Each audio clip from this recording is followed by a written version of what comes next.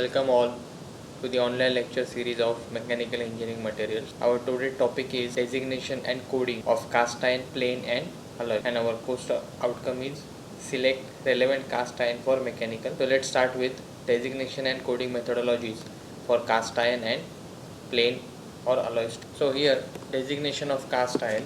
Designation is nothing but different types of nomenclature, different types of symbols or notation that are used to define or to write any cast iron. For example, let's understand this designation of cast iron. Initially, let's understand what are the different symbols used for different types of cast iron. So, we have seen various types of cast iron such as grey cast iron, white cast iron, ductile cast iron, malleable cast iron, black hard malleable or white hard malleable cast iron. Now let's look at their symbols that are used for those cast iron. Here as you can see, for grey cast iron the symbol used is Fg. For white hard malleable cast iron the symbol is Wm. Similarly, for black hard malleable cast iron the symbol is Bm. For Polytechnic malleable it is Pm, and for spheroidal graphite cast iron it is Hg. So we know Hg is nothing but your cast iron is nothing but our ductile cast iron, or it is also called as nodular. Now we'll look at different samples or different examples and understand how this designation or nomenclature of cast iron is carried out. First, let's understand the number. We have understood the symbol, but the next thing is the number that we will be seeing in the designation of a cast iron represent the minimum tensile strength. Minimum tensile strength of the cast iron.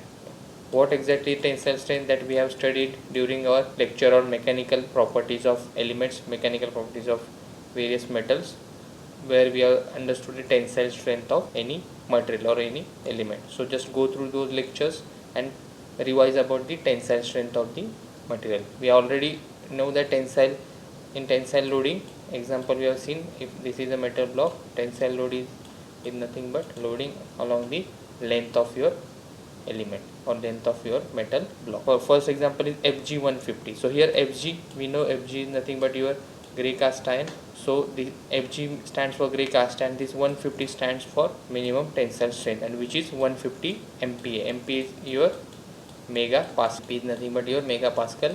It is the unit for your tensile strength. Now, so when we read Fg 150, so we must able to understand that Fg 150 is nothing but a grey cast iron having minimum tensile strength of 150 megapascal. Now next is Wm 250. So we know W is white hard malleable cast iron, and 250 is nothing but number which indicates minimum tensile strength. So here when we read Wm 250, then it indicates that it is a white hard malleable cast iron having minimum tensile strength of 250. Similarly, in case of Hg 150, we know it is a spheroidal graphite cast iron having minimal tensile strength of 150 megapascal. So just remember, whenever in examination you will be asked what is the nomenclature for a grey cast iron having minimum tensile strength of 250 megapascal, then the answer will be Fg. Okay. If you are asked what is the nomenclature for black hard malleable cast iron having minimum tensile strength of 150 megapascal, then answer is Bm150. Okay. In similar way, you will be asked now various designation for various types of cast iron. This is a very simple topic. You will be definitely having 1 or 2 marks question in your final online examination. Now after understanding this designation for cast iron, now let's understand designation for various alloy steels or planes. So next is designation for steel based on their composition. Now plain carbon steel. So in plain carbon steel, we'll see how the designation is carried out. Here ACP, here where A and B are numericals and C is nothing but your carbon. So A, when you will be writing designation for any steel based on chemical composition, the format is in this way, where C stands for carbon and A and B are numbers which will be different for different alloys of steel or different plain carbon steels. So here A is nothing but A by 100 percentage of carbon. C, as we have mentioned, it is as it is plain carbon steel, so main component is carbon, which is denoted by letter C. And next is letter B, which nothing but B by 10 percentage of manganese. So let's see how it is carried out. Example is 40C8. We all know C is a carbon, so that is already defined. Next is this number 40.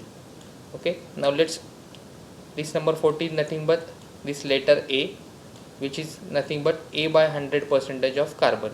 So this is will be, we can say that it is a plain carbon steel having 0.4 percentage of carbon.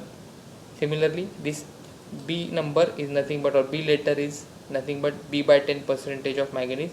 Here P letter is your number 8, so we can say this is a 0.4% carbon with 0.8 percentage of manganese. So in simple words, we can say it is a plain carbon steel having 0.4% carbon and 0.8% manganese.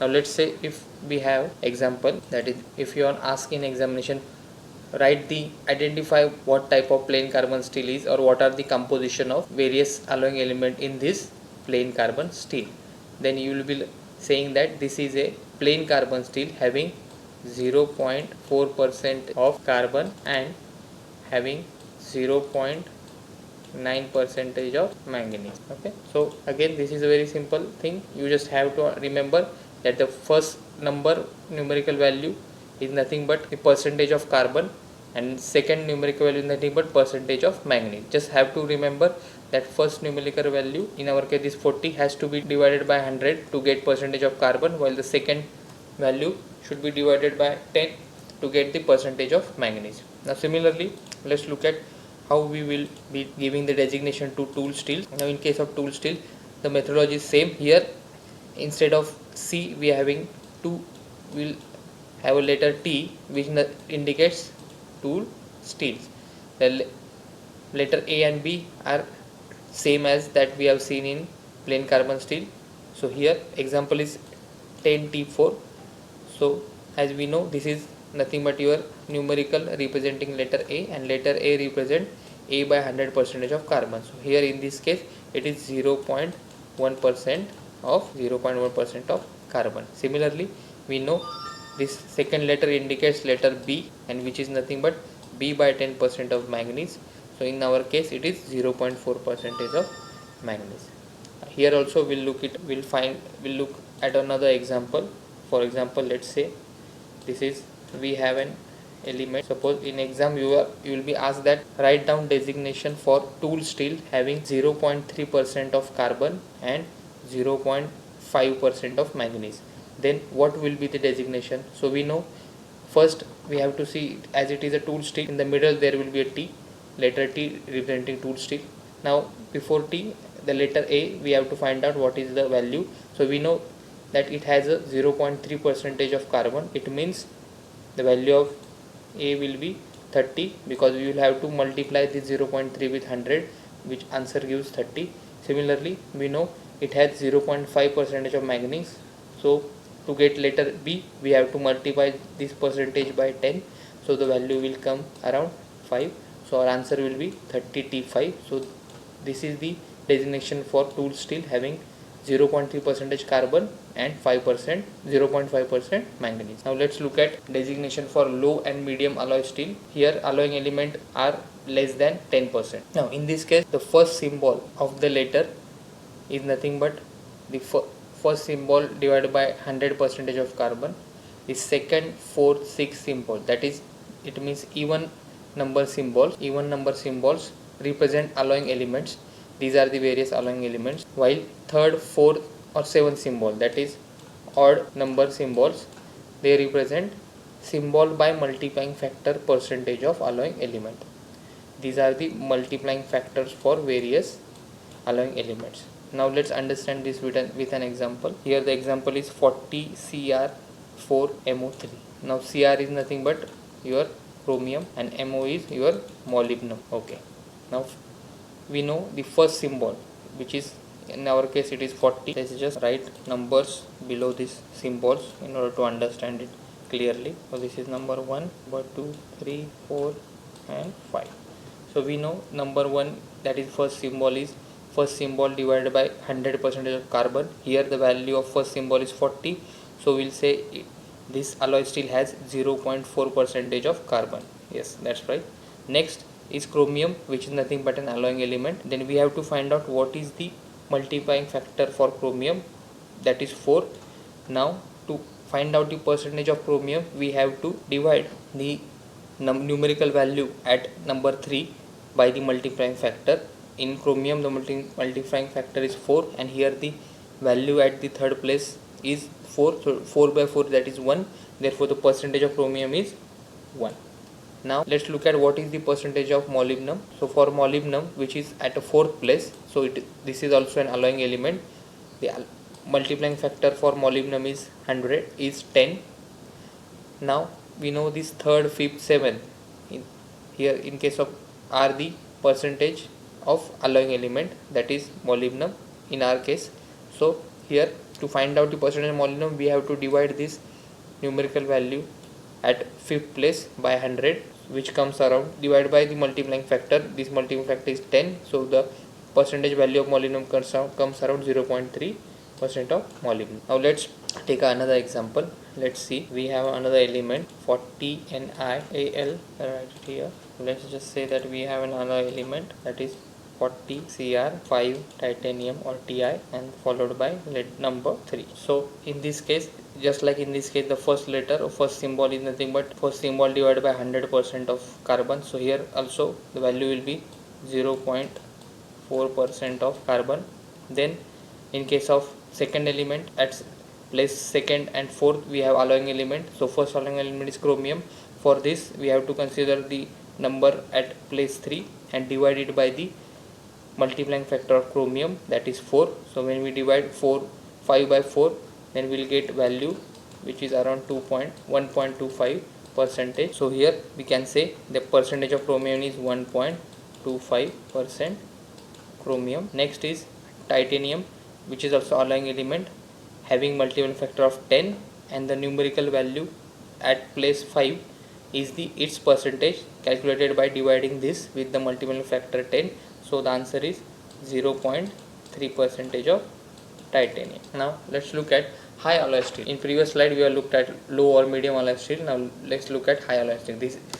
Here the percentage of alloying element is more than 10%. Now here it is simple than the low or medium alloy steel method. Here X indicate the high alloy steel and XT indicates high alloy tool steel. The number next to X or XT is nothing but number divided by 100% of carbon.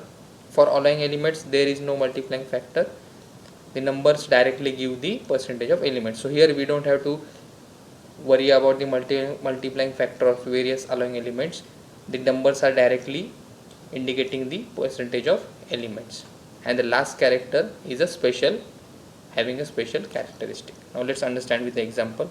Here our example is X15 Cr 25 Ni 12. So X15 chromium 25 nickel 12. So here X is nothing but your high alloy steel. Yes, it is a high alloy steel. Now 15 is nothing but percentage of carbon, and we find it out by dividing 15 by 100. So the answer is 0.15. so it is a percentage of carbon. Next, to find out percentage of chromium, we just have to look at the number next to chromium, that is 25, and take directly it as a percentage. So here the percentage of chromium is 25, and similarly we use the same method for finding out percentage of nickel. So the next number is 12 next to nickel, so percentage of nickel is 12%. So as you can see, it is a very simple as compared to the previous methodologies. Similarly, now let's look at the another example for tool steel. XT, we know it is high alloying tool steel, that is correct. Next is 75. So we know this 75 will give us the percentage of carbon when we divide it by 100. So answer is 0.75% carbon. W, tungsten. To find out the percentage of tungsten, we just have to look at this number 18 next to it. So it is the 18% of tungsten. Next is to find out percentage of chromium. The next number to chromium is 4. So we have 4% of chromium. And next is vanadium. To find out the percentage of vanadium, the next number we have to consider is 1. So answer is 1% of vanadium. Well, this was all the designation methodologies for cast iron steels, high alloy steel, high alloy tool steels, and various plain carbon steels. Hope you have understood this designation. Try out various examples to get a firm grip on these concepts of designation.